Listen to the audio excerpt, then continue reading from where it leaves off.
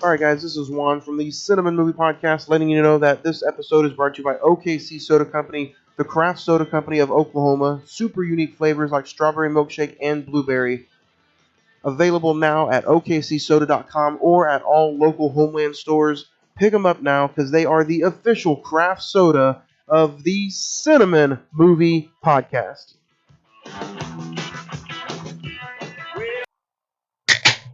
A mountain shaken, not stirred.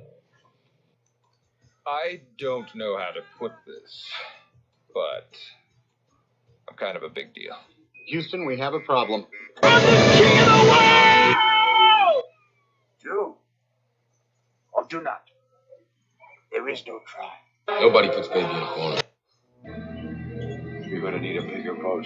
Keep your friends close, but your enemies close. I'm your number one fan. And here we go. On the ceiling, I ain't blind, just a matter of time. Before you steal it, it's alright. Ain't no God in my eyes. Welcome, all moviegoers. Welcome to Moneyball. And ladies and gentlemen, welcome to the Cine-Men Movie Podcast. I'm your host, Juan, and I am joined here with the cast. Zach? What's up, guys? Craig? Yo. And happy new week. Happy start to this new episode as we're going to sit here and we're going to talk Moneyball from 2011. Hope everybody had a good week. And guys, I'm kind of excited. What are you excited for? I'm excited for everything not that we're getting ready to push out. Yeah, we got a lot of content coming out. A lot of new content, Not just new content. I feel free. You Yeah. know, ever since this mask mandate has been kind of, lifted a little bit if you're vaccinated, I feel free, man. nice and free. It was actually nice to drive through downtown and see a crowded downtown. It was actually nice. It was like, I forgot what this was like. I mean, I would have much rather, back last year when the highways were empty. Well, yeah, I do miss that. That's new. But yeah, we have a lot of new content getting ready to get pushed out, just shoving it out there to everybody.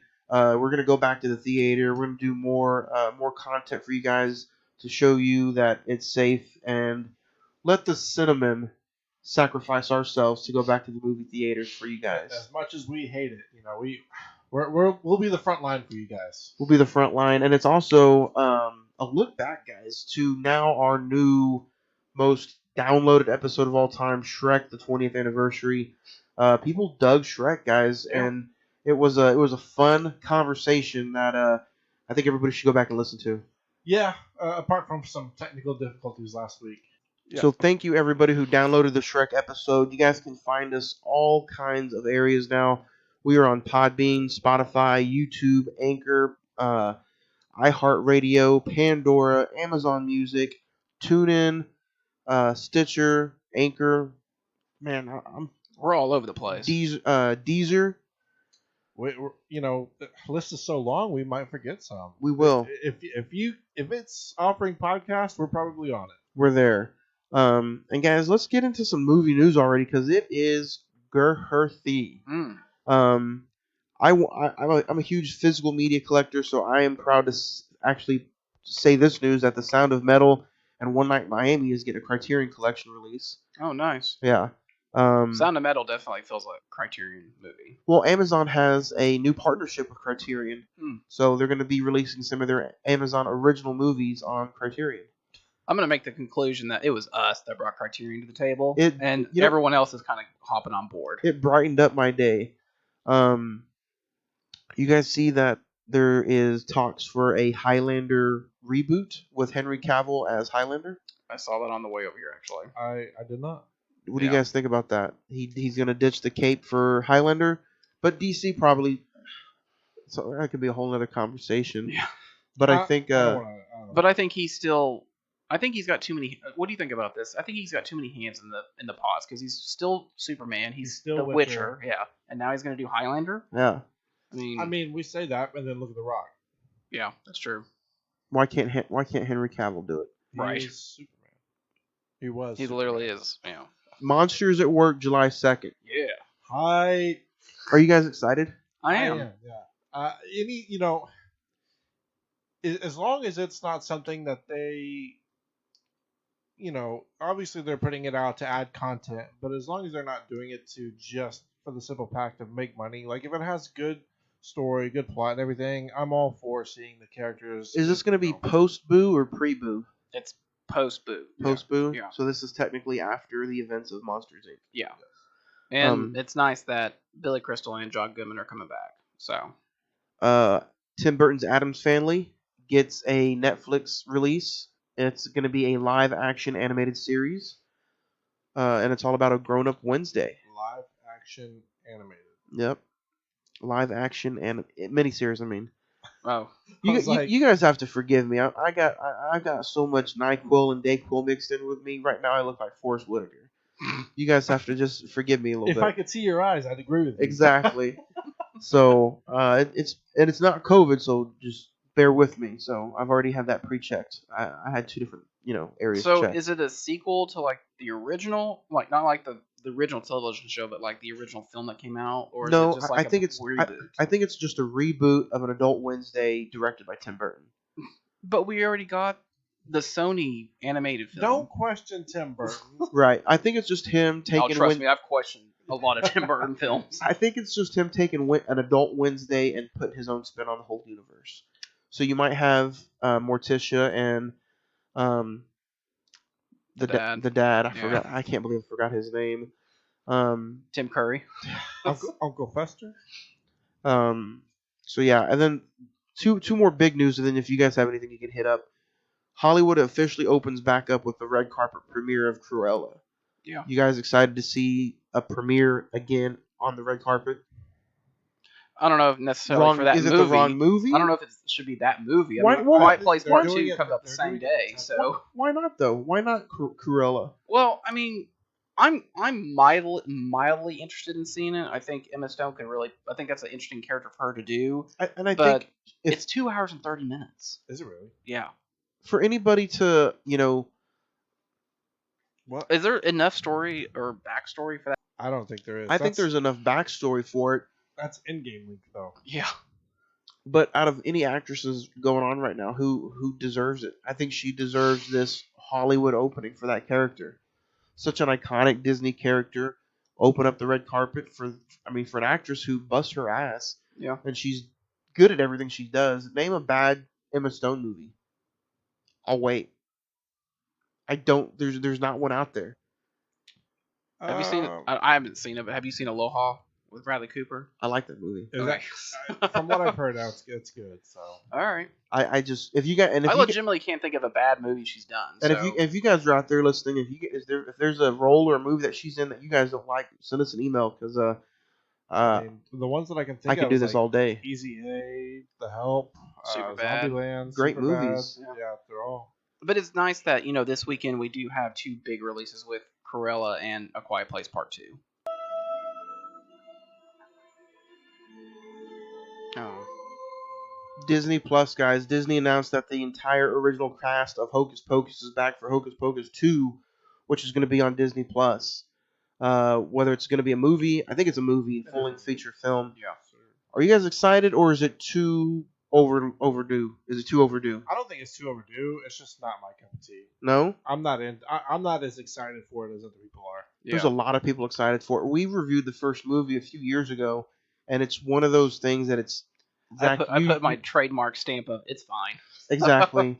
But I think I mean, your case of argument is I think you took too long to watch it. that's probably true because all of us in this room probably grew up. Well, not so much grew up with it, but we were alive and young when that movie came out. Right. It was a childhood thing. Yeah, and so I have a coworker that is absolutely obsessed with that movie and is very excited for it, and I'm just like, I don't get it. I mean, that's one of those movies where it's not that it's a bad movie that No. I dislike.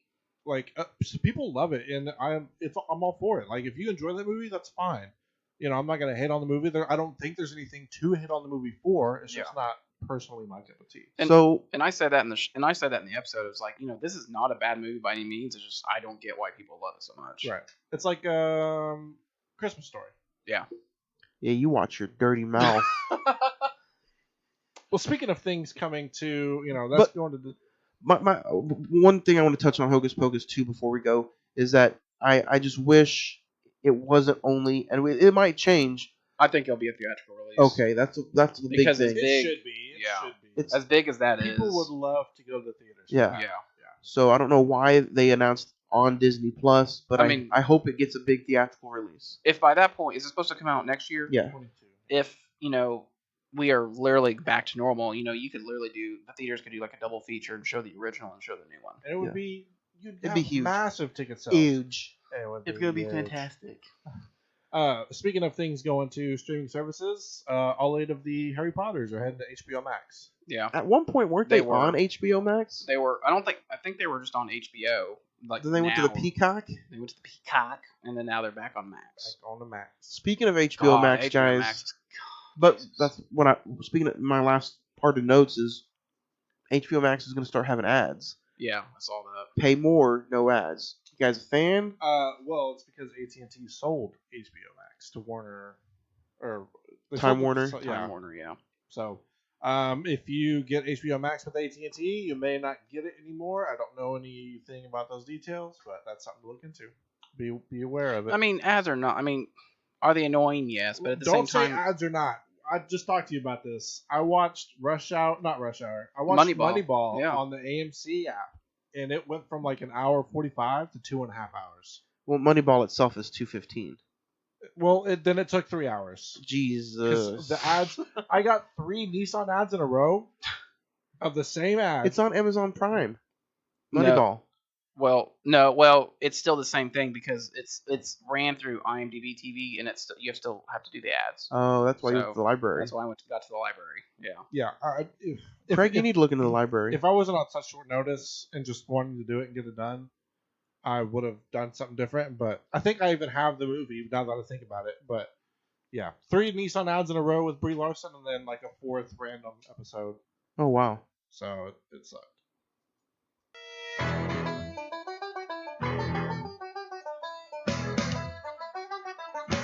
All right, guys, don't forget this episode is brought to you by Rodeo Cinema, located at 2221 Exchange Avenue, right here in Oklahoma City, Oklahoma. You can call them at 405-815-3275. That's 405-815-FILM. Matinee is $750, military, senior, and students are $750, or your general admission is $950. Check them out. Also, get their full slate of action at rodeocinema.org. Guys, they're playing stuff like Army of the Dead all week, starting Friday, May the 21st. The 25th anniversary of Twister was this past Saturday. Live actor Q&A. So go check it out. They also have the Ernest Film Club and the Alfred Hitchcock Club. Free lobby shows on Mondays for that. So go check it out. Rodeo Cinema, the official movie theater, and you can watch Army of the Dead. Rodeo Cinema, the official movie theater of the Cine-Men Movie Podcast.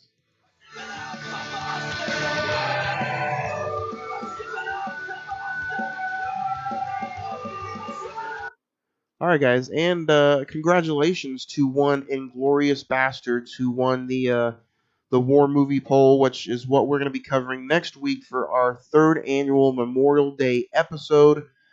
Usually, it's a fun episode. We have usually some guest callers, or we'll get like somebody to talk about just some general admission or some general war questions. Or last year we talked to Christopher Wells, the director of the Luring, right smack dab in the middle of the pandemic too. Yeah. It was a pretty fun interview. You guys go back and check that out and listen to it. We actually talked to him about his little short film about being in the pandemic. If I'm not Quarantine mistaken. Sunscreen. Yeah.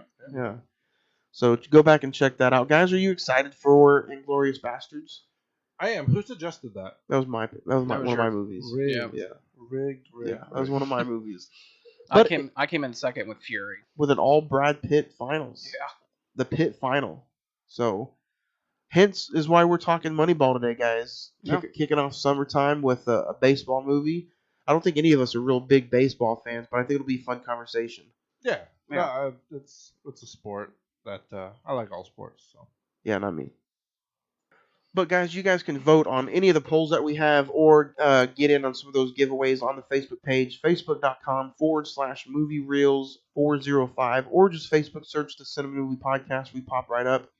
You can also find our link tree, which has all of our social media accounts on there. The Instagram is one word, Cine-Men Movie Podcast, or you can find us at the Twitter, Cine-Men405. You can also find all of our links to the YouTube pages all on the link tree, which can be found in the bio on Facebook, Instagram, and Twitter. So, Craig, do you have anything that you want to share and kind of any recent watches you have this week? We're just getting ready for Moneyball. Yeah, got ready for Moneyball, and then checked out Rush Hour a little bit last night. I think that might be our bonus episode coming up that me and you do and talk about. Came out in 1998. I haven't seen it. 23 years Honestly, ago. you guys want to know something shocking? I've never seen Rush Hour.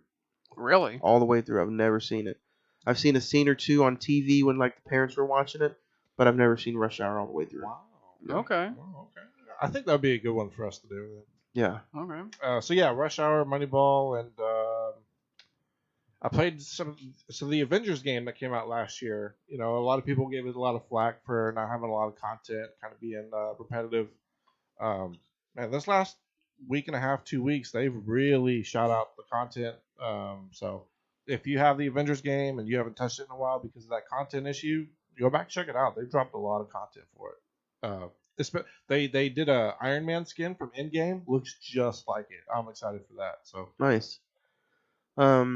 My recent watches isn't as girthy as normal, but I did check out the Planet of the Apes trilogy, the one that started in 2011 with Rise, Dawn, and then War. Great movies. Great movies. I forgot how good those movies are. Rewatched Moneyball, getting ready for today's episode. But the one I'm gonna recommend is the Martian. Oh, The Martarian. The Martarian. I completely butchered that. It stars Jodie Foster, Shailene Woodley, and Benedict Cumberbatch. This is probably it probably sounds like you're overhyping it. I'm not. But to me, so far in this short 2021, it's in my top 5. If we're gonna talk, in a few weeks we're gonna talk our top 5 best of 2021 so far, it would be in the top 5. Okay. Really good, interesting movie. But I will say if you're just straight American and if you bleed red, white, and blue, this movie probably is not for you because it touches on some subjects. Exploits Yeah. us for us being the big bullies that America can be. So Yep. yeah, I'll just leave it at that. I highly recommend it. It's just came out. It's a new release. So go check it out in the Red Box or find it at your local Walmart, Best Buy, Target. Or here CDR. locally, CDR has a copy of it. So go check it out. CDR is where I get all my physical media right here. Probably going to be the best price for brand new as well. They got some good prices on their brand new items. Yeah. It's the only place that we get our electrics. That's where I get all my movies from. So CDR Electronics serves OKC Metro with the best value for your electronics at 1604 West I-240 Service Road right here in Oklahoma City, Oklahoma. I talk about them every week, guys, and I talk about my physical media every week. So go check them out because you guys know how I love me some physical media. And they have the biggest Blu-ray selection that you can probably find out here in Oklahoma City. So yeah, a lot of stores. I mean, Best Buy, Target, They're really Walmart. calmed down. yeah, I mean, I remember going into Walmart 5-10 years ago and it having CDs, DVDs, Blu-ray, vinyl, and now it's just One whole section. One line, really. So you guys can go to CDR and all the social media. If you guys follow me on social media on the Instagram page, just one word, Cine-Men Movie Podcast. All those Blu-rays that you guys see, you can find them and get them at CDR. That's where I get my stuff. The Shrek trilogy, Planet of the Apes, Moneyball, all of it came from there. So go check them out. CDR, the official one-stop physical media shop for your Blu-rays And video games. of the Cine-Men Movie Podcast. Zach, what did you check out this week that you'd recommend? I finished up my rewatch of Better Call Saul. I'm caught up with at least what Netflix has. The 4 seasons. 5 should be dropping here soon. I thought season 6 was going to come out this year, but I guess they're shooting for an early 2022 release. So I have to wait a couple more months for that. I checked out 2 new 2021 release movies. Those Who Wish Me Dead. That's the new HBO Max movie, and With Angelina Jolie. Yeah, and you can see it in the theater. Disappointing, I will admit. I thought Angelina was kind of bad in it. I'm going to be honest. John Bernthal was actually pretty good. It's from the director who did Wind River, so Taylor Sheridan. He wrote the script for Sicario, Hell or High Water. Calm down. And then I checked out The Marksman with Liam Neeson. How was that? It was not bad. Pretty good. I thought it was pretty good. Check out in the theater. No, Redbox. Redbox. Checked it out at the old Redbox. So then it's out to buy. It's out to buy. Yes. Swing. In this age of Liam Neeson's the new action hero, I have to say this is probably one of the better ones he's done. So I would definitely check that out at the Redbox. Oh, you didn't know? But Zach, I think you have some things now that we probably did not know about the Moneyball. 4 things that you didn't know about Moneyball. Here we go. The crew had only one day to shoot the scenes of Billy Bean visiting Fenway Park in Boston. It was raining, and the gloomy weather was kept in the final product of the film.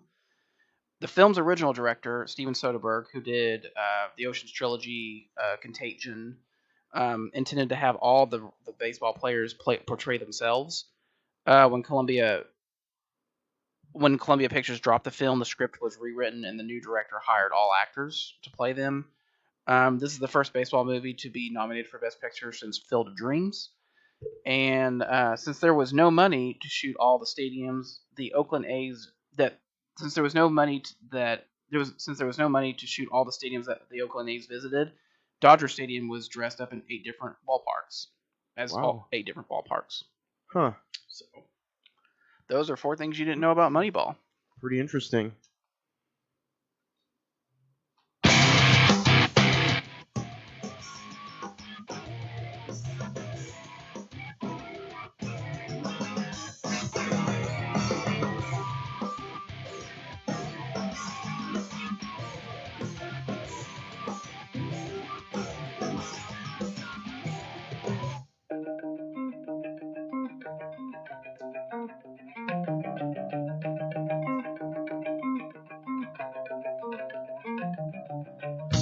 All right, guys, don't forget that Friday the 14th podcast, our good friends at that podcast over there, guys, they are reviewing Darkness Falls is their next brand new episode, but you can check their last 2 episodes is Child's Play 3, and they just got done talking about Spiral, which is the #1 movie in America right now. So go check them out on Instagram, Podbean, Spotify, and their Facebook page is Friday the 14th Podcast. So go check them out as they talk nothing but horror movies every single week. They also just got done doing a Spiral/Saw giveaway of their own. So go check them out. You can find them also on Instagram, wherever you listen to your podcast from, Spotify, Apple Podcast, Friday the 14th Podcast. Go check them out as they just got done reviewing Child's Play 3. So if you can't get enough horror, go to those guys. They hook you up.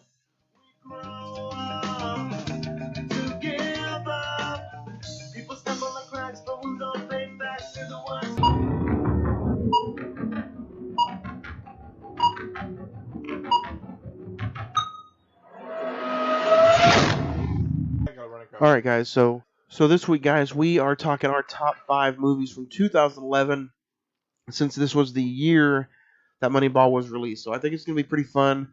Does anybody have any honorable mentions before we get into the top 5? Yeah, I got 5. I'm going to rapid fire through mine right quick, and then Zach, you can go through your girthy honorable mentions. List. Midnight in Paris, Super 8, and my official honorable mention is going to be Take Shelter. So I got X-Men First Class, Fast 5, J. Edgar, 50-50, and my official honorable mention, Mission Impossible Ghost Protocol. So you're leaving out Marvel movies too? No. Those are just honorable mentions. Those are honorable mentions.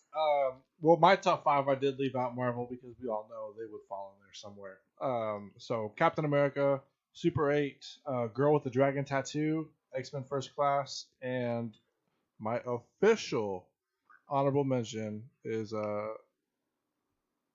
Twilight Breaking Dawn Part 1. That's what I'm talking about. 5. All right, guys. I guess I'll start off with my number 5. My number 5 is going to be The Help. We just talked about her a little bit ago, Emma Stone. How I don't think she makes really any bad movies. But The Help, I feel like it's a little underrated. It was a huge hit at the time. Yeah, Viola Davis, Octavia Spencer, Big. You look at the cast now. That's a big cast looking back. Jessica Chastain, Mm-hmm. Allison Janney. I just really, really enjoy it, but I think it's one of those movies that just gets overlooked for some reason. I don't know why.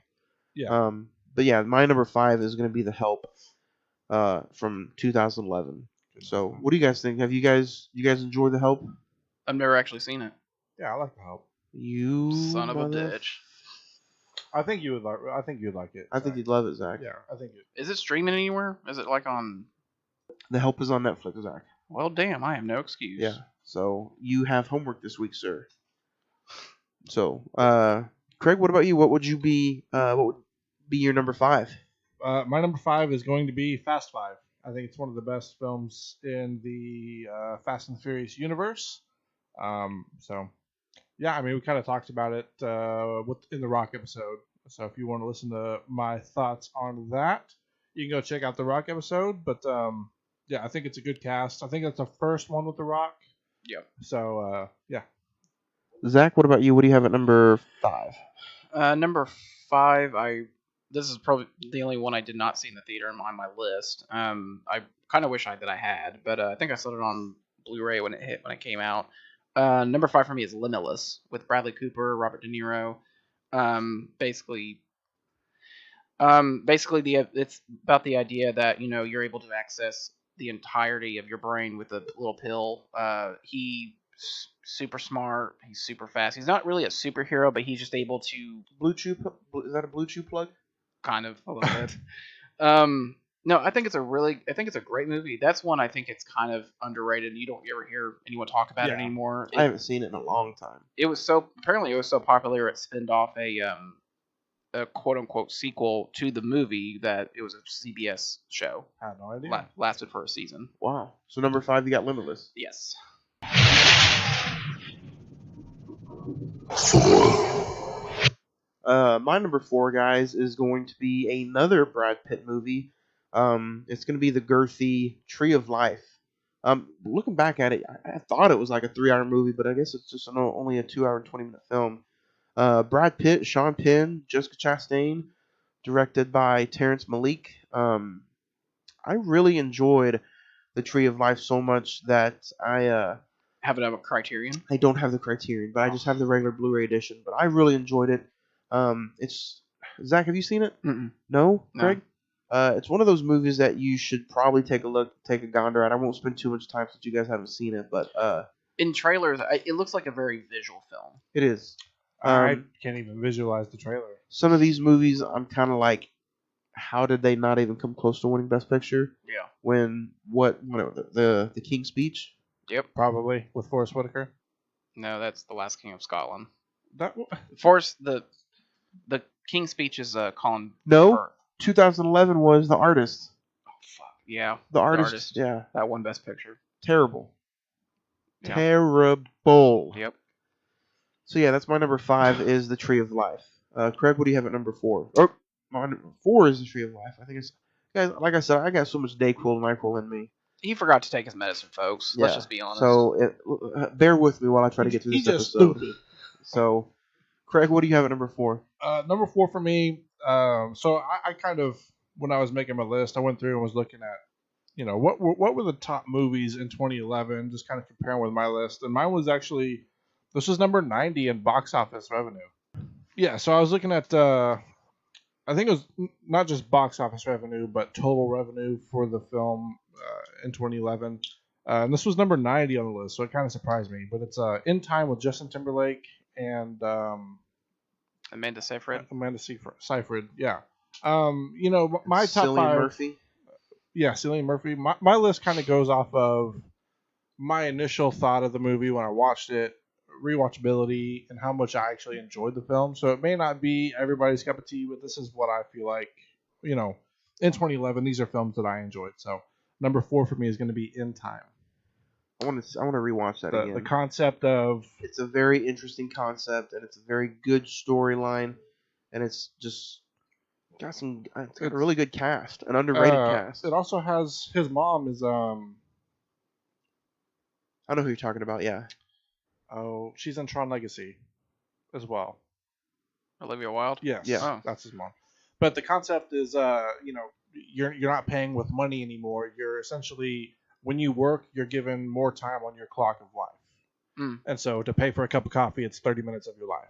You can also transfer time by grabbing somebody's wrist and giving them time or taking away time. So it's a good concept, very good movie in my opinion. Isn't Johnny Galecki in it? Yeah, Johnny Galecki's in it. We have very few slots open this year. In Time is something that I wouldn't mind talking about as a full-length episode. It'd be a pretty good episode. Zach, what do you have at number 4? Number 4, just based off, the experience of watching the film, just because I really didn't have any expectation going into it, really. But, I mean, we talked about it at length a couple weeks ago. Number 4 for me is Captain America, The First Avenger. I thought it was just a great film. I thought it was, like I said, it's in my top 5. Definitely go check out that episode because I'll just tell more thoughts about it. But, I mean, overall, just for it to be the start of it, just not only just part of the franchise, but just a trilogy, and then it just gets better and better with Captain America. I thought it was a great start.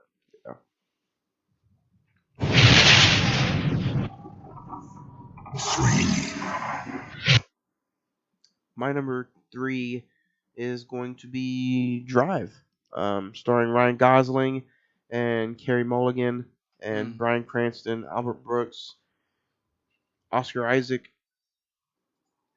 So yeah, Drive, guys, would you guys think Ryan Gosling in Drive is the cool John Wick before John Wick? Yeah. Sort of, yeah. Kind of, yeah. I think Ryan Gosling is really, really perfect in this role. He's quiet, doesn't take no crap from anybody, but when it's time to just knuckle up, the dude can knuckle up. Yeah. So, I saw, speaking of Ryan Gosling, the film with him and Russell Crowe. The other guys. That's a good movie. That's a good film, yeah. I was sitting there thinking about it, and I was like, I was kind of thinking back on the film, and I think that's a good film as well that we could possibly look into doing. That's a good cast together, and has some good moments in there. Yeah.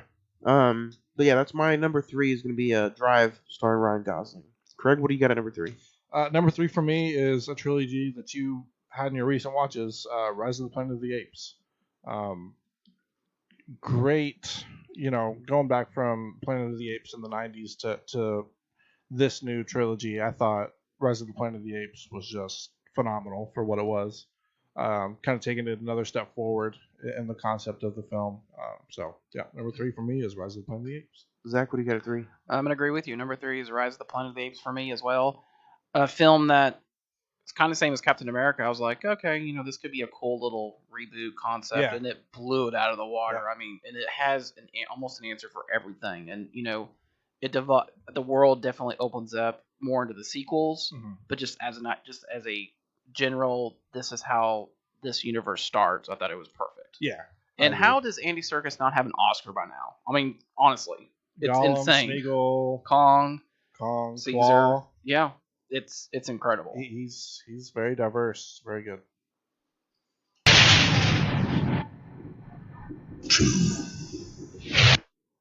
Guys, I'm gonna end I'm going to start my number 2 the way you guys did number 3.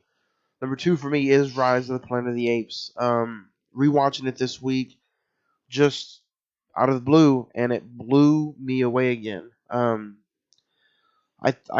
was kind of shocked though that I thought Matt Reeves directed this one, but he didn't. He just directed the last 2.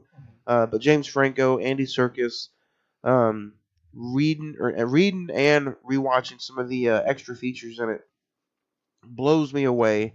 And if you guys remember the original Planet of the Apes back in the 60s, the charge was started with somebody named Caesar. Caesar was the first ape. So I like how they kind of use this as not really kind of a prequel, but we don't really know what timeline. Well, the older ones are set in the future. Yeah. So this could technically be a prequel to those. But I like how they just tied every single thing in from the originals all the way to this one. Maurice being a smart orangutan, he was a smart orangutan in the originals. Mm-hmm. So the guy who plays Malfoy is in this one. Yeah. He plays a really, was it Tom Felton? Plays a real mean little shit. Mm-hmm. And then the guy, is it Brian Cox? Yeah. Who plays like the zoo. Yeah, owner. but he's also in X-Men, right? Yeah. As Stryker. Yeah. As X2. Yeah. So I just and you know what? This is another movie that this August turns 10 years old. Yeah. We might have to sit down and talk Rise of the Planet of the Apes. I mean, it's definitely a movie worth talking about. So. Yeah. We could just do like a 3-hour conversation on it right now. Like, I'm just ready to talk about it. Yeah. I'm not that too. ready. I'd have to rewatch it. But, yeah. I mean, it's the concept of the film is just when a movie is so good that you don't have to go back and rewatch it recently to know how good the film is. It's perfect. Yep. James Franco delivers a really touching, and you know what? We talked about him last week. John Lithgow. Yeah. Plays a phenomenal father with dementia. Yeah. Great film all around. Definitely. Dementia in that film too? Yeah. Oh, Jesus Christ. He's just meant for that role then. Yeah. Like I said in Dear Johnny, he has dementia. Definitely. Are you sure it's Anthony? It's not John Lithgow, but it's Anthony Hopkins and the father. Yeah. So I'm excited. Probably going to talk about it real soon. Number 2 for me is Rise of the Planet of the Apes. Craig, what do you have at number 2? Number 2 for me is going to be Tron Legacy. It's another film that has high rewatchability for me. I love Jeff Bridges. The music in the film, Journey, Daft Punk, the whole environment of the film is just one that completely catches me every time I watch it. Like I said, Jeff Bridges, Olivia Wilde. It's a fun film. It's a good cast, fun film, and I mean, it's just every time I watch it, I enjoy it. So that's why it's high on my list. So number 2 is Tron Legacy. Zach, sir, what do you have? Number 2 for me is probably the last movie I think I saw in 2011. Honestly, number 2 is War Horse. Steven Spielberg's attempt at doing not attempt, but his version of a World War I film. I think it's so incredible. I think it's beautifully shot. I think it's, I put it in the competition for our Memorial Day episode, and it lasted longer than I expected it would. But I really truly believe that this is Spielberg's like underrated film. You don't hear nobody talk about it. It's just kind of been forgotten. I understand if you're not into horses, you're automatically out. But I think it has a great story, and I think it just expands over different characters and just different situations that the Great War brought for people. So number 2 is War Horse. I'll have to give it a rewatch because I haven't seen it since it came out. It is girthy. 2.5 hours. You don't love some girth. And don't hate me though. I want to put this out there before any of you do research or I get an email. Tron did come out December 2010, but technically it was on the 2011 list. That's close enough to 2011, so I'm gonna put it in there. It bumped it up. Yeah. It bumped it up. Bump it up.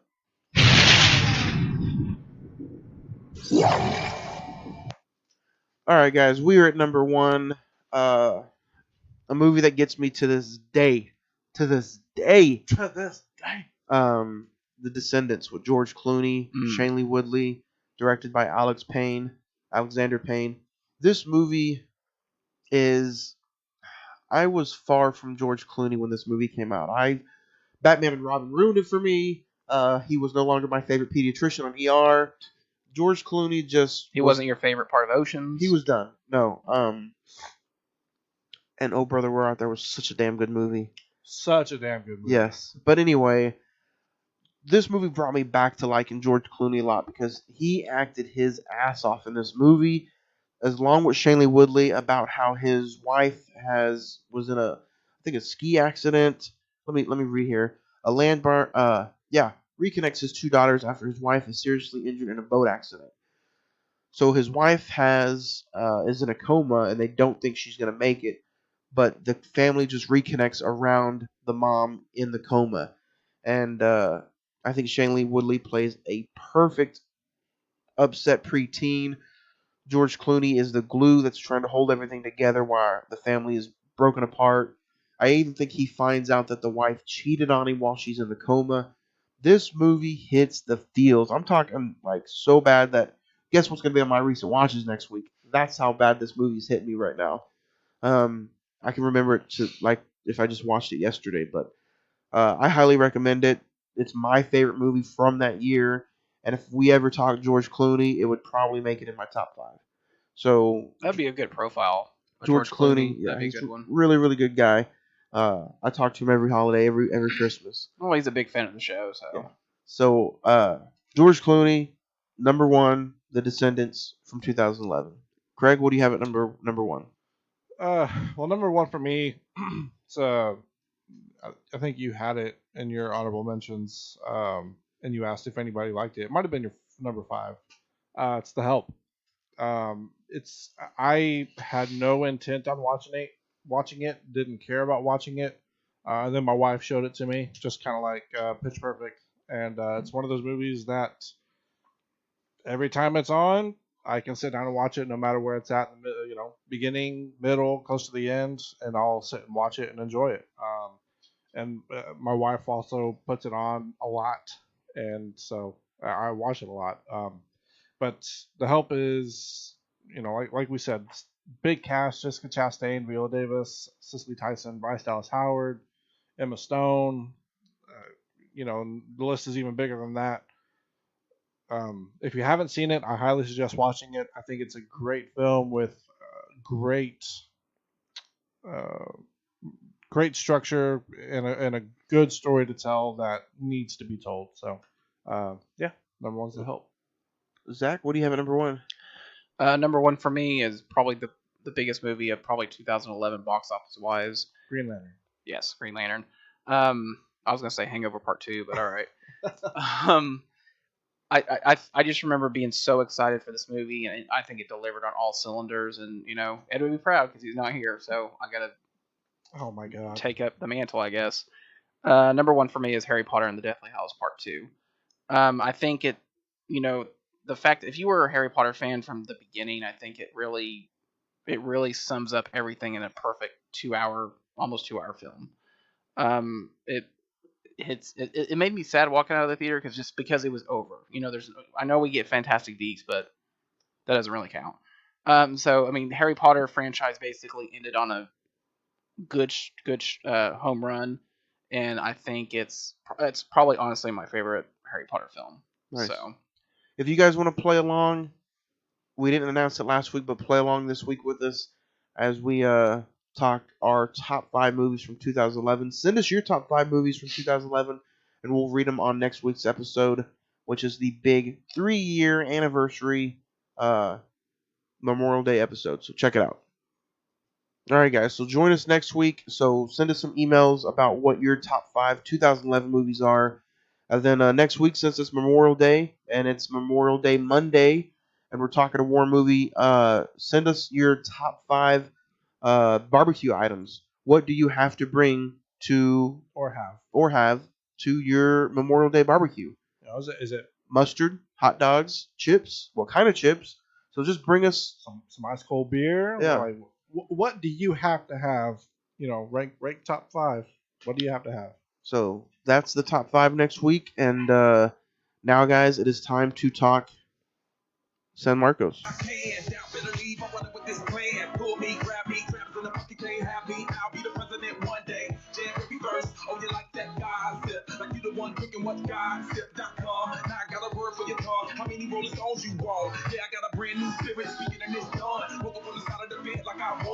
Alright guys, don't forget that this episode is brought to you by San Marcos Mexican Restaurant, located at 2301 Southwest 59th Street, right here in Oklahoma City. You can call them at 405-685-7773. Get them to go or dine in. They also have $5 margaritas on Wednesdays and $6.99 specials all day, Monday through Friday. It's the official and the only restaurant of the Cine-Men Movie Podcast. And don't forget, Black Widow giveaway. You can win a $50 gift certificate to San Marcos only with the Cine-Men Movie Podcast. And mention the Cine-Men Movie Podcast and get 10% off your order. Only at the OG, the original San Marcos at 2301 Southwest 59th Street.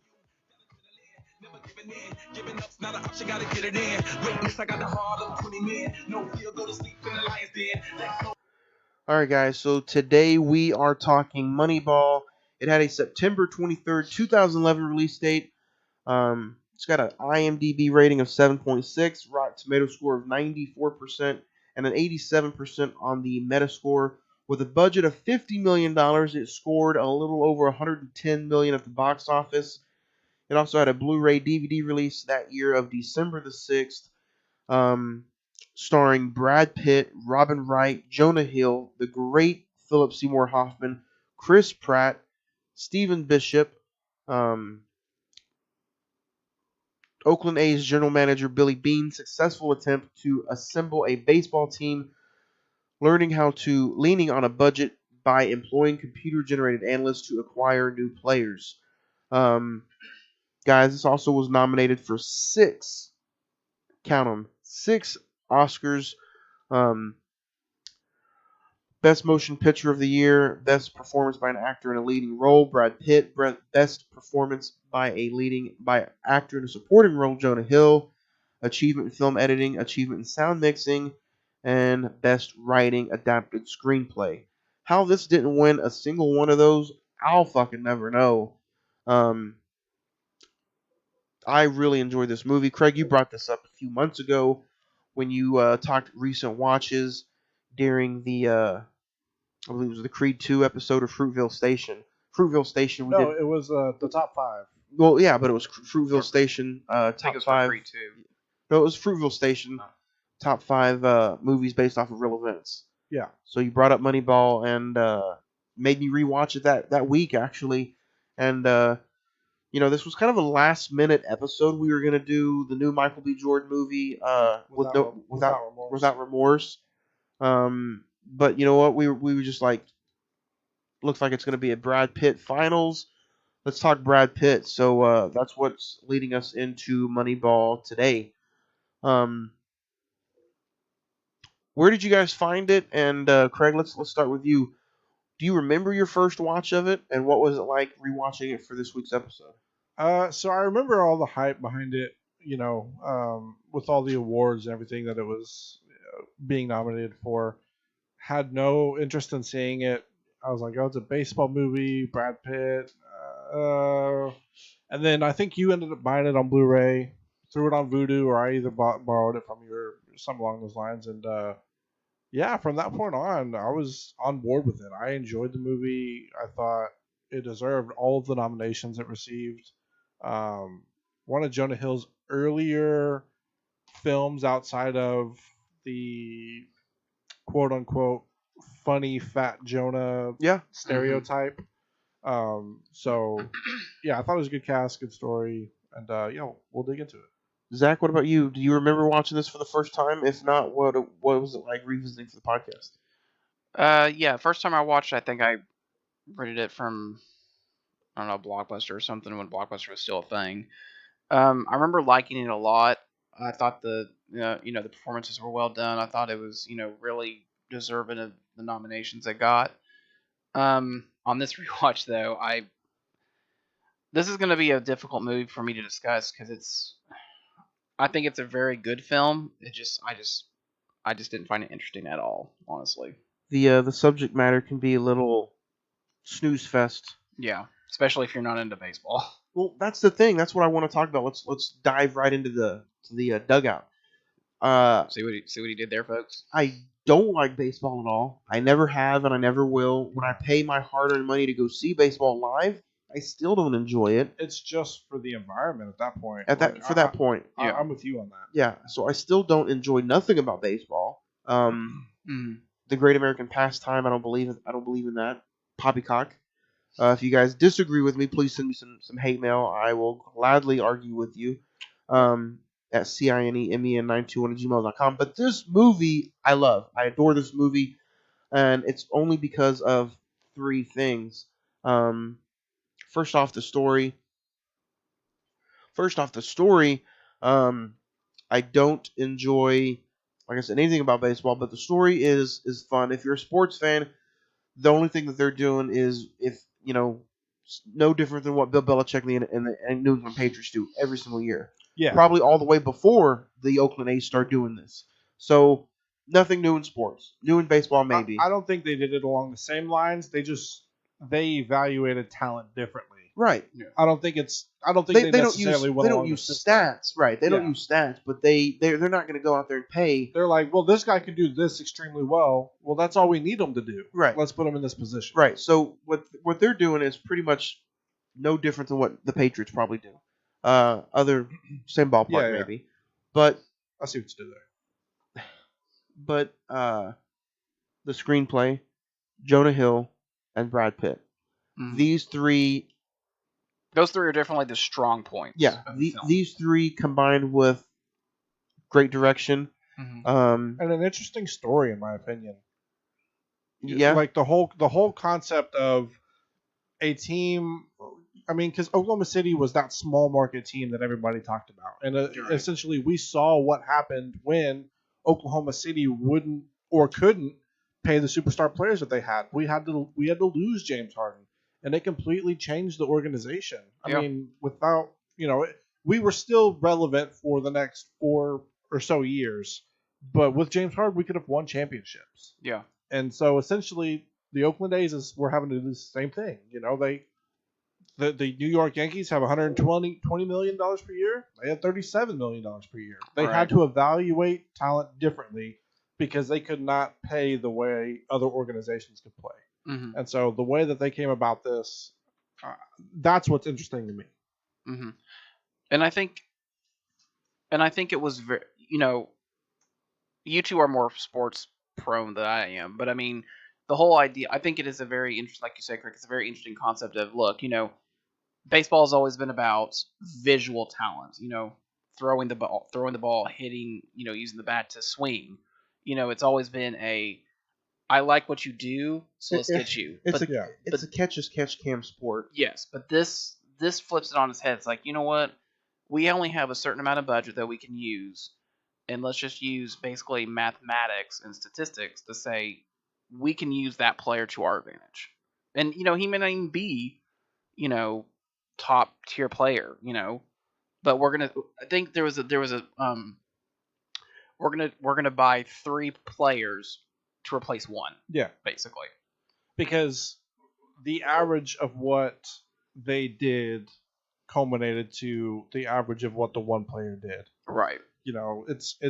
They may not hit as many home runs as this guy, but they are scoring the same amount of runs. It may not be as flashy, but it's as efficient. Zach, let's talk to you for a little bit about it. Some of the scenes that we'll go through is going to be, I got some scenes written down that we'll talk about in a summary. But for somebody who just enjoys an artsy, good casted, well-written movie, what was is it because it's surrounded by sports, or what's one of the main things that just turns you off about it the second time around? I just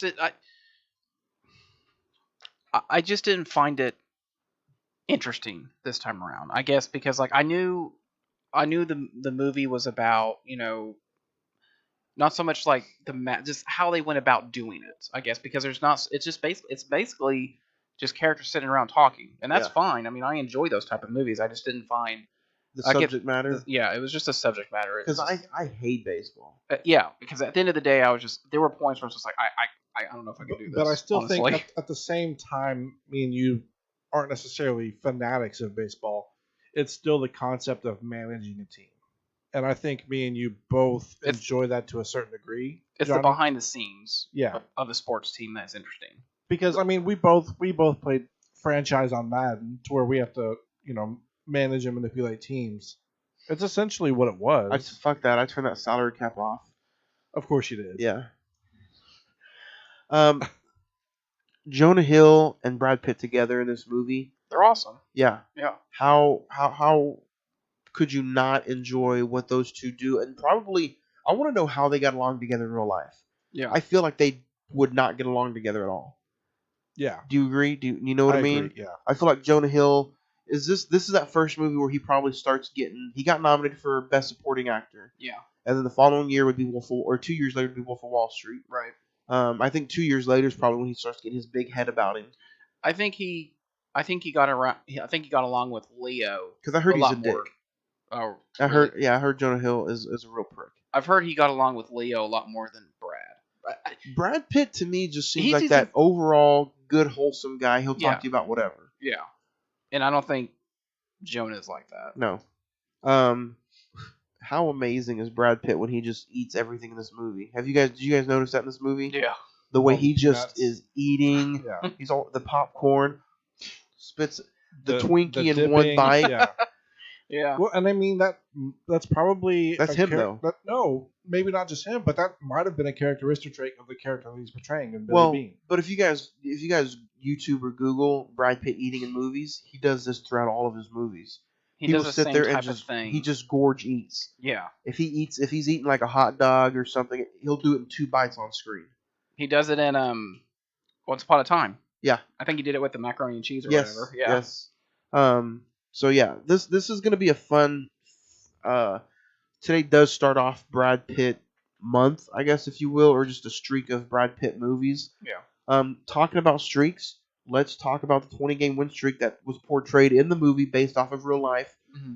What did you guys think? Because at first Brad Pitt pretty much puts his job on the line, hiring Jonah Hill to bring him in and to reconfigure the game. Yeah. Yeah. So he brings him in, and he asked him to evaluate 3 players, and he's like, "Here's a list of 47." But the first thing he asks is, "Would you have taken me in the first round?" Yeah. Which, let's give a little backstory on Billy Bean. Billy Bean. Yeah. So he's basically a 5-tool athlete in baseball. Is somebody who can hit, catch, pitch, run. He can do it all out on the baseball field. Wherever you need him, he's going to be able to do it.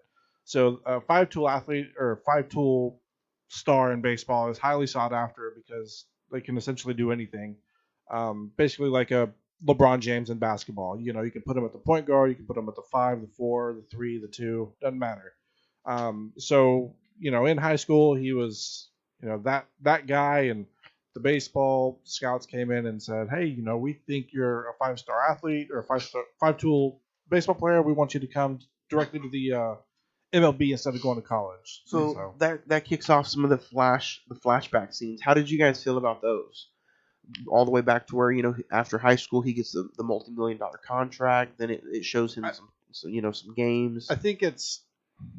Could you guys have done without the flashbacks? I think the scenes build up to why exactly he's taking the risk that he's taking in the film. It complements the future, but also tells his past. It reminded me a lot of his whole professional career reminds me of like putting Mentos in Coke. It was good and then it's just gone forever.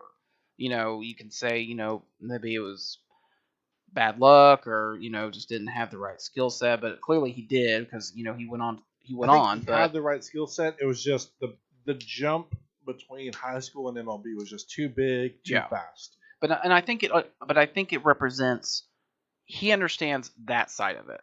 He understands saying like you're in the big leagues now. There's a lot of pressure on you. You're gonna mess up. I mean, you're human. It's just there's no way out of it. But at the same time, it's like I know my strengths and weaknesses, and I can use that to my advantage. Well, you don't see her a lot in this movie, but Robin Wright Yeah. who plays the ex-wife Sharon, who is also Jenny from Forrest Gump. Mm-hmm. Brad Pitt is a single father in this, sharing custody of his daughter. What did you guys think of them showing that personal side of the film with the little girl? Well, it shows that he's a guy who seemingly had it all. Yep. Was in the MLB, was a stud going into it, and then was probably married to her. Once he kind of lost everything in the MLB, maybe they got a divorce because the money wasn't there, or so on and so forth. And so it kind of shows that and how he's just him. He doesn't really give a rat's ass on what happens at this point. So he brings in Jonah Hill's character, Peter Brand. Do you guys like how he sits them around when they're doing the first scouting of the season, and the older scout Grady is pretty pissed. He's like, who's this guy? Yeah. He's like, this is Peter. Did you guys think that he was going to hit Brad Pitt when he talked to him out in the hallway? That scene kind of secured me in my viewing of it. It's like you really want Brad to succeed in this. You really want Billy Bean to say like, no, this works. This is a good concept to build a good team. Because he is the representation of the old school way of baseball. Right, but he's also their boss, the general manager. Like, you don't talk to your boss that way. And he's like, you know what, I'm not going to fire you. And then he tells him off, and he's like, but now I am. Yeah. So he's already got a lot of people in the locker room that doesn't want him to do it. Well, they don't follow him because he's thinking differently than what's been thought of the last 100 years of baseball. Yeah. What do you guys think of the young Chris Pratt in this movie? It surprised me. I had no idea he was actually in this film. I agree, because when he showed up, I was like, wait, is that Star-Lord? What are we doing? He still had the perfect, not in baseball shaped body, but I think that's what they wanted to go for. Yeah, so catchers don't necessarily need that great of shit, Right. I mean, look at some of the players in baseball. They're not. Some of them, Big Papi, he's big. He was in shape, but he's not the ideal. Yeah. Not the ideal looking specimen. Well, they really didn't want to get Chris Pratt because he was still more chubby than he was now. But he just leaned off, did a little bit of lean dieting, and he got the role. So I thought that was kind of interesting. As we're talking about this here, we just passed the 25th anniversary of Twister, which you guys can go back and check out in the archives that we talked about a few years ago, or last year actually. Philip Seymour Hoffman. Yeah, gone too soon. Yeah. Mission Impossible 3. God, yeah. Hunger Games. Yeah. Dude, he was, before I really was with you guys and diving into film, he was always one of those characters that was very noticeable in film, no matter how big or small his role was. Mm-hmm. So I was really surprised, and I kind of wish he had a little bit more of a role in this movie. But I think he fit the coach just fine. He did, yeah. Yeah, he fit the coach, but I just don't think he was. I think if you're gonna if the coach wasn't gonna be that big of a player in this, I don't necessarily think that we needed to get Philip Seymour Hoffman. No. Don't get me wrong. I mean, I think he's good in the role, but I mean, not he's not on the same level as Brad or Jonah. Right. In this movie, at least. But I think it's just because his part's not big. Right. Well, I mean, he's basically just given the task of, just give the reaction that the coach did during the live events or whatever. Another scene I want to talk about is the negotiating scenes where Brad Pitt is just on the phone constantly, negotiating, getting different players, trading back and forth. Yeah. Well, he's getting deals done before they even happen. But how perfect of an actor does that show you as he's just going, it feels like you're watching a real life general manager. Yeah. But he's acting. Yeah. Yeah. It was it's just so natural. It was so natural, so smooth. The reaction between him and Jonah Hill, it was very seamless in the way that you would expect something like that to happen with somebody who, frankly, at that point in time, he was trying to get things done. He knows his job is on the line, but at that point, he's so loose with it to where it's like, it's almost unbelievable, but it's believable. And it's just it fits perfectly because that the role of the character at that point is if I get fired, I get fired. Screw it. Yeah. I'm doing this though. Yeah. Well, this, and it's interesting because the situation got so before the 20 game winning streak, it got so bad that they were trading players left and right. It was to the point where, even I think there's a point in the movie where Billy is like, you know what? If I don't make this next game work, I'm done. Well, they were trading players because the coach wasn't playing the right rotation. So he's like, you know what? You're going to keep putting Pena out there. We're going to trade Pena. That way you have no option to play him. Yeah, because he trades him right in front of his face. Yeah. And it's just like, oh, Pena's gone. Because he pulls him in and he's like, yeah, I'm going to need you not to play Pena tonight. Or he's like, you can't play Pena tonight. It's like, well, I am. It's like, well, I'm telling you, you can't. It's like, well, Yeah. I am. He's like, well, you physically can't because he's on his way to Detroit. Yeah. So I thought that was really funny. Just how he's like, he's playing a game with him. He's trying to get his reaction to see what he's going to say to it without giving him the full story. Mm-hmm. And then when he's like, well, you actually you really can't. Yeah. You may want to, but you can't. Then he brings in Giambi. Yeah. And there are great. I will say this movie does have great character moments like that when you just mentioned Craig, and then like when you first get introduced to Jonah Hill, he says, what did you think about those 3 players? I did like 46, and he just kind of looks at him and is like, okay. And then he's like, I don't know why I lied to you. I did 51. Yeah. One of the best another character moment is when Brad Pitt is going by a losing locker room and he hears them celebrating and he hears the music dancing. going on. Yeah. And he goes in there and he just bashes the stereo. He's like, is losing fun? Yeah.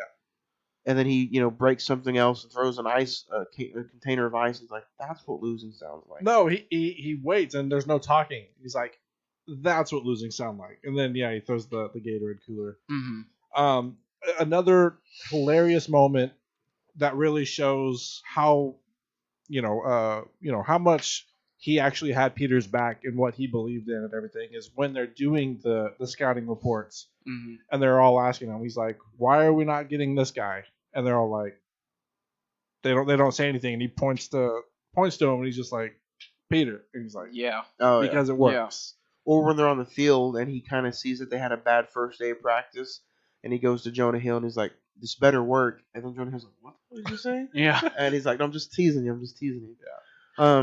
I think there was some sarcasm in that. Yeah, definitely. Like, Do you think it was interesting that, I don't know if this was a character trait of the real Billy Bean? I thought it was interesting that he didn't watch the games. It was. Yeah, it was. But it's also a real character trait of Brad Pitt. A lot of these actors don't watch their own movies. Yeah. Oh, it's kind of like an analogy for it. Yeah, it's kind of like, but I guess it's taking a little bit of Bean Both. and a little bit of Brad Pitt, yeah, Mm-hmm. because he doesn't watch his movies. Yeah, manager's just like, I'm going to get the team together, and I don't really want to see what happens. I want to get it together, and based on that's why he's like, just text me what's happening. Yeah. And, he goes and does his own thing. And I think it's just to keep his mind off, since he was a player of his own self. He doesn't want to relive the moments that essentially were bad in his life. Yeah. I don't want to bring up some negativity, but I'm a little hot, a little heated. Is this the rant of the episode? Maybe. Best actor that year. Oh, is that That's the year that the artist one? The artist won. Jean-Claude Shaw. There you go. Won best actor, and you got George Clooney, Brad Pitt, Gary Oldman, all nominated. And I'm sitting here watching this movie, and I'm like, how many times are the Oscars going to get it wrong again? Yeah. Because even if Brad had not won, what was Gary Oldman nominated for? Tinker Tailor. Yeah. Soldier Spy. Yeah, because it's like, even between George and Gary, those two are like two powerhouse performances. And then maybe it was just a bad year of Best Supporting Actors, but Christopher Plummer won for Beginners. Max von Sydow was nominated for Extremely Loud, Incredibly Close. Nick Nolte was nominated for Warrior, and then Jonah Hill was nominated for Moneyball. And then look at the Best Pictures. Even the Best Picture category kind of sucked.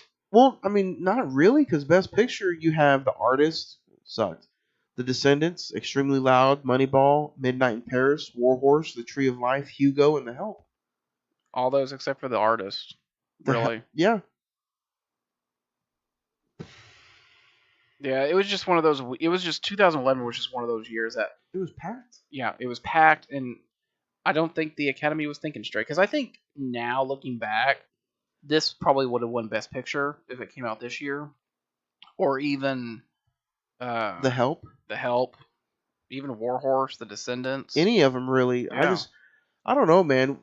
Looking at this and then thinking of, hey, we're in the year 2011, and I'm like, this movie, it's got some pretty good moments in it. It's got some pretty good performances. Mm-hmm. And Brad Pitt he stood out this entire movie that I was watching. The entire 2 hour and 10 minutes that I was watching this movie, it was just constantly Brad Pitt. And it was, I mean, watching this movie, you know it's Brad Pitt, but at the same time, you get a sense that he does such a good job in this movie at acting that you believe that he is that character. You know, sometimes they go through a movie and you're like, that's this guy. Yeah. It's just the way he was chewing the tobacco, the way he was working out. He was almost like also a coach some ways. The way, what did you guys think of when he told Jonah Hill, hey, you're going to have to learn how to cut somebody, or tell him that he's just been traded? He's like, why? I don't do that. That's not my job. Yes, it is. Now. It's your job. Yeah. You're the assistant GM, and Jonah's like, hey man, sorry, you gotta do this. Like, no, just you want Cut it straight 3 forward. bullets to the chest or one to the head. Yeah. Hey, we're moving on. Sorry, here you go. Brad Pitt's career is interesting because, like, after this, he did Happy Feet 2.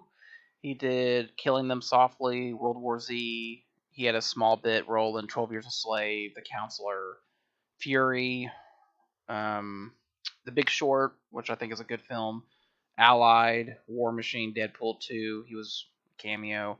And then 2019 is kind of like the Pitt-a-sons. He had Once Upon a Time in Hollywood and Ad Astra. So, he's a very interesting actor when, like... But he's only won Oscar for Once Upon a Time. Yeah. And, like, I mean, you could have given Brad Pitt the award for Best Actor this, Curious Case of Benjamin Button, even something like... Even what we're going to talk about next Fight week. Club, Next Inglourious week. Bastards, yeah. Fight Club is going to be an interesting episode because Fight Club is a complete disaster when it came out. Oh, yeah. It bombed at the box office. So we'll talk about that in a few weeks. Which is interesting because it's more of a cult film now. Yeah. But we now consider it a classic, but back then it was like, oh, this is awful. Yeah. It would be, what would you even say? I'm not going to put it near The Tax Collector, but it was pretty bad when it first came out. Nobody enjoyed it. Our top, I think we did that before. Top 5 movies of films that like are cult classic films. Yeah, we've done we that. did do that. Yeah.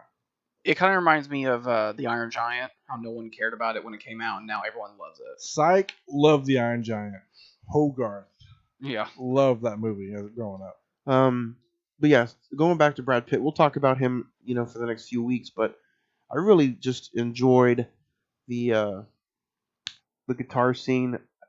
Oh, with the daughter. When he took his daughter to the guitar scene, and he was like, trying to get her to sing, "Hitch in the Feels." It did. It's because at that moment, the way he looks at her is how every father looks at their daughter. It's just,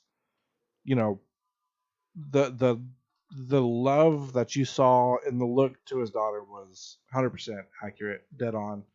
Because it's just like, in that moment, that's all he sees at that moment. He's not in a store. He's not anywhere. He's just there with his daughter. So, yeah, I agree. That was a good part in the film. And I think it's a very sweet. It's a tender ending, because it's always about. I think the ending kind of represents what Billy was always trying to make the best team possible or whatever, but I think he kind of loses focus on what is more important. And when he's driving down the road and he's listening to his daughter sing on the radio, it's like, oh, this is probably what I was supposed to be doing the whole time. My focus was more aimed at this, but it should have been that. Which is the bigger reason why he decided to stay in Oakland instead of going to Boston. Yeah. Would have made him the biggest or the 12.5 million. Yeah. the largest paid GM in sports history. And the Red Sox would go on to win the World Series 2 years later. Yeah. What did you guys think of that 20-game streak that they, Yeah, I mean, you start talking about that. they had a hard time. They weren't really they were losing. They were in last place. I think they were like 10 or 12 games out of first place. And they told the owner, they were like, "Look, just trust in us. Our goal is to be within 7 games of first by July 4th." And when it's showing the standings, they're within 3 games, like June 20th. So, I mean, at that point, you were like, okay, they're getting things actually going. They're actually winning, and because you can say that they're on a 20-game win streak, but baseball has 180 something games in a season.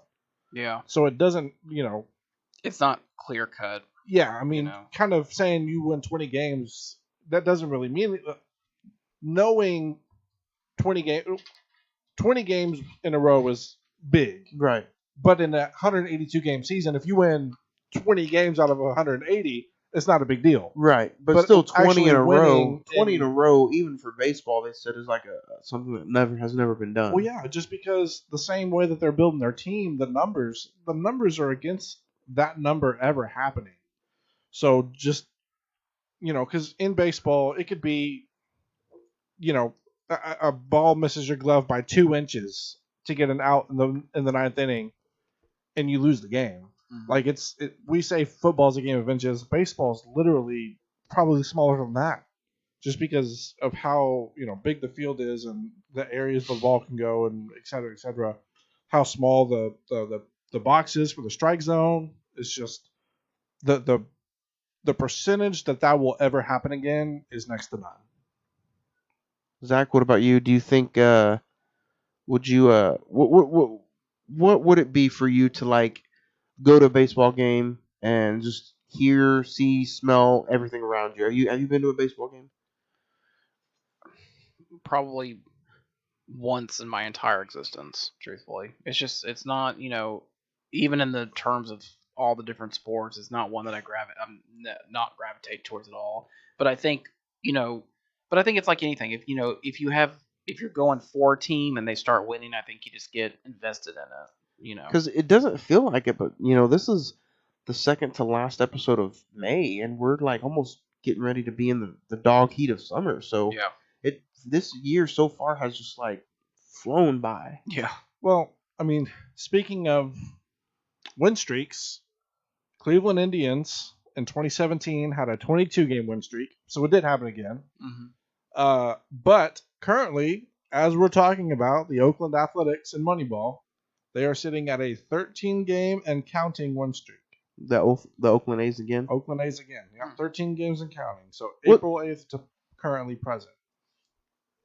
So yeah, the Billy Beane, the GM of the Oakland Athletics, from 1998 to so yeah, he was a general manager at the Oakland Athletics from 1997 to 2016. Could have been 1997 to 2004, and then been with 2003, and then been with Boston. But since he stayed out in Oakland, he finished out his career there. 1997 to 2016, and like I said, they're currently on a 13-game win streak, which is, kind of funny that we're talking about Moneyball, and the team that the movie's about is on the longest win streak in baseball currently. But they are still searching for that World Series, though. Still searching for the World Series. They got close. They won the trying to think of what they call it, the AL West pennant or something like that. They got one series out from the championship of the division title. The division, yeah. So they've gotten close. They have good teams. Obviously, they've won 13 straight. They have good teams. So I think Oakland is going in the right direction. They'll win soon. They'll win eventually, I think. Maybe. I mean, it is hard. I mean, if Chicago can do it after 100 years, I think anybody can do it. So Zach, you brought up the ending. Let's talk some favorite scenes. Do you have any favorite scenes from this movie, or any worth talking about for you? Yeah, I think the the Grady argument that he had in the hallway was good. I think it's just kind of a side by side comparison of where baseball was and where it's going. Um, the um, the whole time during the September is it the September 2nd game or the 20th game where Billy's just kind of just The night game the night game where he's just kind of idolizing and just, where they blew like an 11-0 lead. yeah. Well, he was going to the minors baseball game, Right. and then she calls him and she's like, "Are you not going to be there?" And Yeah. he turns on the radio, hears that it's 11-0, turns around, goes back, and then they blow the lead Yeah. all the way up to the Christian Hattenberg bottom of the ninth bomb. And I think anytime Brad Pitt is just like kind of negotiating with the other GMs of saying like, we can trade you, we can whatever. I think he does. It's a very fascinating thing that what he does. So, Craig, what about you? Do you have any favorite scenes? Yeah. So the first time he goes to the Cleveland Indians and talks to them about trading because they lost all the players, and he realizes that they're listening to Jonah Hill's character, and then he goes out and talks to him. He's like, "Who are you?" He says, "I'm Peter Brand." He's like, "I don't give a shit about your name. Who are you? What do you do?" He's like, "I'm player analysis." He's like, "Why do they listen to you?" He knows immediately that, you may not think that you're any hot shot because you're just out of college from Yale. This is your first job, first anything. There was a reason they were listening to you. There was a reason, you were on the staff. And I think it's funny that he calls him late at night and,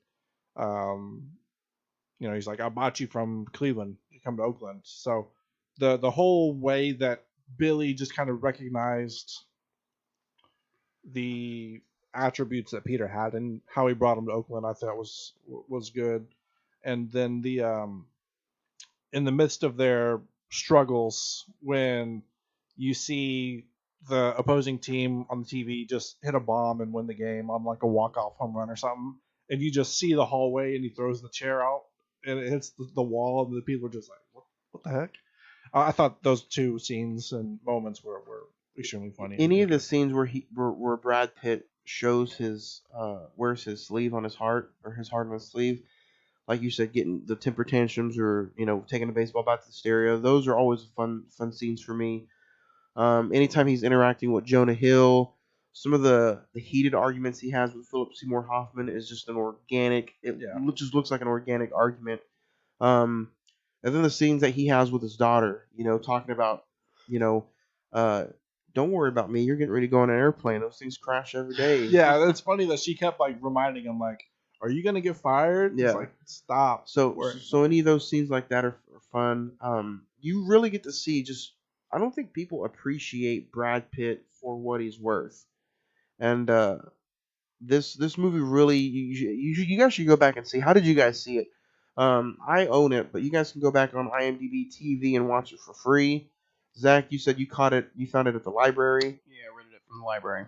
It's also like $5 on DVD at Walmart, and it's baseball season, so you might be able to check it out pretty cheap somewhere. It's on IFC. It's on AMC. If you just Google Moneyball, it'll show you times that it's on TV. So, like I said, it's also free on Amazon Prime, but you just have some ads. So go check it out, Moneyball. This movie, it really creates a appreciation for Brad Pitt as an actor. So go check it out. Yeah, no, I agree. Go check it out. But now it's time we're getting ready to get into the star rating before we talk about our the mailbox. Yeah. Zach, what would you rate the movie? So Zach, we'll start off with you. What would you rate this movie? Yeah, I said at the outset, I think it's a really well done movie. I think it's got great performances. It's got a great concept. Just for me, it didn't hit well with me on this second viewing. But I mean, that doesn't mean it's not a great film. So for me, I'm gonna go at a 7. It's something that I don't know if I'd ever watch it again, but I feel 7's still not a bad rating. Yeah. No. Especially we go out of 10 every week. So yeah. Craig, what about you? I do agree with you, Zach.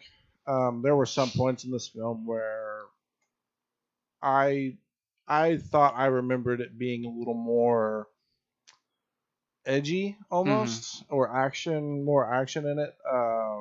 So it was very dialogue ran, very concept ran, very backstory driven.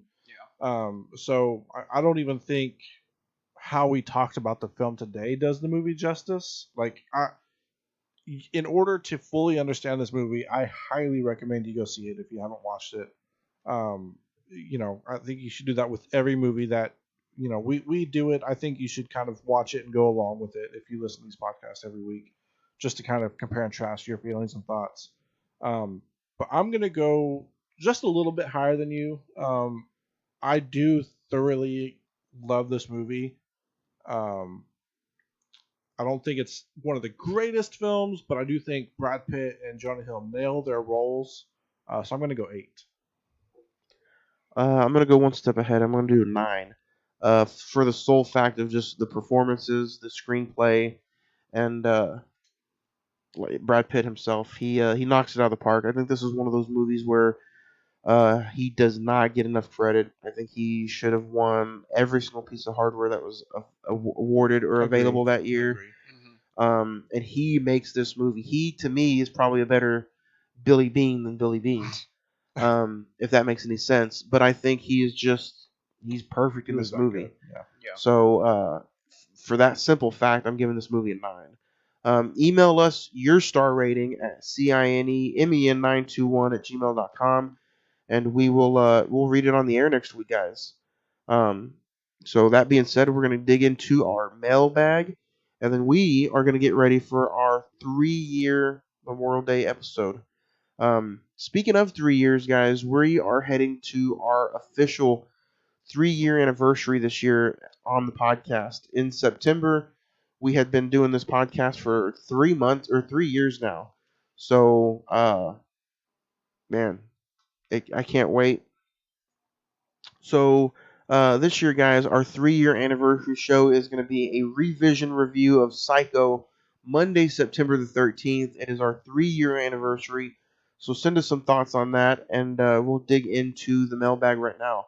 Again, send us some email and some anything, whether it be movie recommendations, anything we talk about in the top 5, anything. Send it to us at cinemen921@gmail.com.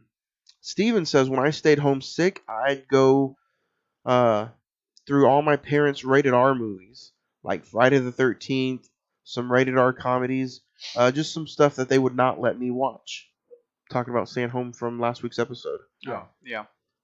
Terrence says, my mom worked from 10 a.m. to 7 p.m., so from the time I was up until 10, it was the news. And then when she left, Jerry Springer ruled the house. Jerry. Yuri says Shark Tales is really underrated. That would be her number 1, followed by Shrek, Trolls, Cruise, and Prince of Egypt. Nice. Got another one in there. All right. Sarah97 says, I'm actually surprised you guys are talking about Moneyball. I feel like that movie has been swept under the rug. I agree. Omar says, yo, y'all should really review some Disney Channel movies. I enjoyed that segment. Let's go. Halloween Town, not Supercross, though. The guy who brought up Supercross is hilarious. He should probably just go away. That's Ed. He magically does. He magically does. Ed is not here for this episode, so man, You got your wish. Brink, Halloween Town, Don't Look Under the Bed, The 13th year. 13th Year, Cheetah Girls, High School Musical. Like, there's a big list out there. I'm all for it. Morgan says, I used to have to watch What My Grandmother Did until she fell asleep, so I didn't get the Mitch Must School. I did hate Little House on the Prairie, though. Little House on the Prairie. That must have been torturous. Oh, Yeah. Could you imagine I'm sorry. waking up to, I can't wait till tomorrow to watch Little on the Prairie. oh, yeah. I would go to school even if I was thrown up or had I'd diarrhea. play with rocks or something. Yeah, I'd go clean. I'd do something. I'd do anything to Little House on the Prairie. Jesus. Sorry. Whitney says my top 5 DreamWorks would be Shrek, Shark Tales, Kung Fu Panda, Madagascar, and number 1 is Trolls. Trolls, guys. This is a movie that none of us had on our list last week. And it's actually at the drive-in right now. Trolls and Trolls It World is. Tour Yeah. is Thought it was the double random. It's terrible. Daryl says the new Jason Statham movie is fire. Y'all should go check it out. Wrath of Man. Yeah. Best I've heard that's action pretty good. movie of the year. I've heard from that's Daryl. pretty good. 9 stars out of Okay. 10. Mr. Statham. It's a Guy Ritchie film. Well, you guys know I love me some Guy Ritchie. Barry says, I don't know about Shrek. It was a decent rewatch. Haven't seen it in over a decade. 5 stars. Didn't age very well. Sergio says, definitely agree with Craig. El Dorado, 9 stars. Favorite DreamWorks animated film. Yes, sir. Let's see. Coco Criff says, I hated stay at home because cable TV was locked from 8 a.m. to 6 p.m. So there was no time. It was just daytime soaps for me. You guys remember that? You could lock your cable TV with like a passcode, and you turn the TV on, and the satellite or the cable would not work unless you had that 4-digit passcode. See, I knew about like hiding content that way, but Yeah. I've never. Maybe I just didn't have cable whenever that was around. Man, I got cable very late in my childhood. yeah, it was pretty bad, I guess. Poor Coco Crisp. Damn, locking TV, that's sad. Sam G69 says, Moneyball was a fun rewatch. Didn't know how to feel about you guys dedicating a whole episode to it. I'm sure you'll make it work. I thought it was okay. 7 stars. I would agree. We'll finish it out with Andrew says, I'm a big Westerns film fan. And just thought I would say you guys should check in some Western reviews. I would love to hear you guys talk Westerns. What is one of your favorite all-time Westerns? Well, it is John Wayne week. My dad told me that, so.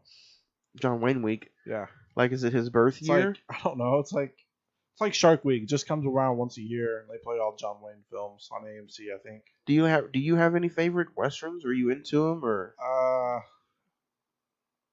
I can't think of a name off the top of my head.